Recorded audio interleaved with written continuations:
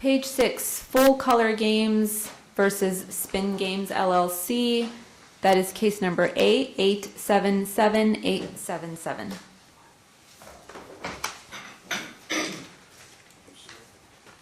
Give me just a moment to clear all of this out. Can you make sure you speak over the microphones? They're kind of low today. All right, counsel, if you could make your appearances for the record, please. Todd Prall on behalf of the plaintiffs. Good morning, Your Honor. Rory Kay, excuse me, McDonald Toronto on behalf of defendants Spin Games, Kent Young, and Kunal Mishra.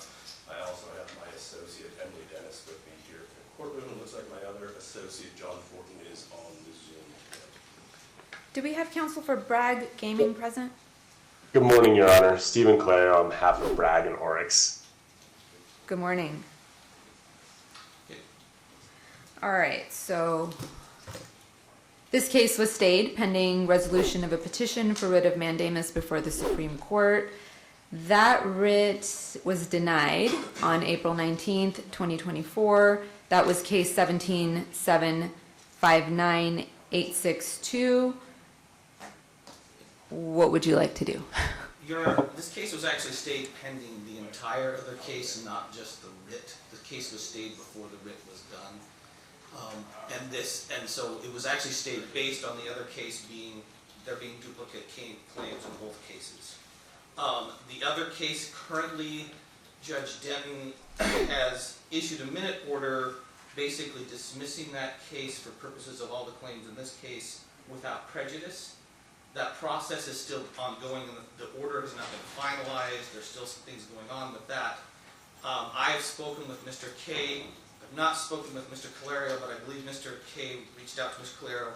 We would request that the stay remain in place for, I think you said 90 days, 60 to 90 days, just so that order can get finalized, whatever's happening with that case, and then we'll know more how this case is going to go forward.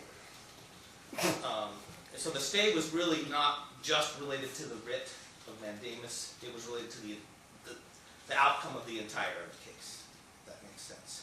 And that case is likely going to be dismissed without prejudice with respect to the claims in this case, but the order is still not finalized. Does everyone agree?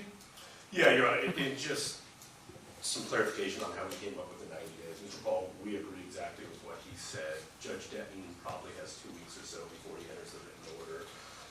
This case is a little bit procedurally muddy as well. I should say, by this case, I mean the Denton case that's existed since 2017. And so, if a party were in either side, if they wanted to move to amend or for reconsideration, they have 28 days to do so. I think Judge Denton's setting hearings on 6 to 8 weeks right now.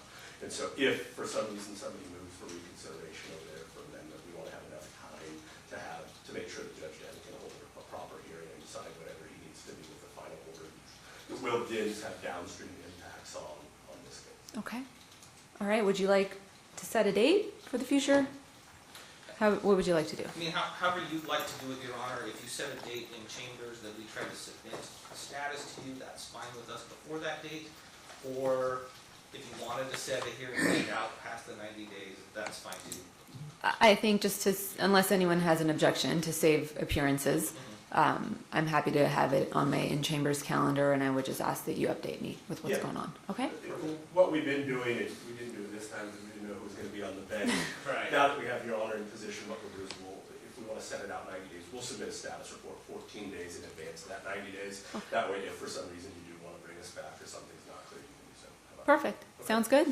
Perfect. All Thank you right. very much, Your Honor. Thank you, Your Honor. 26th in chambers? September which? 26th. 26th. Okay. Perfect. Thank you. Thank you. Page Thank 2. you.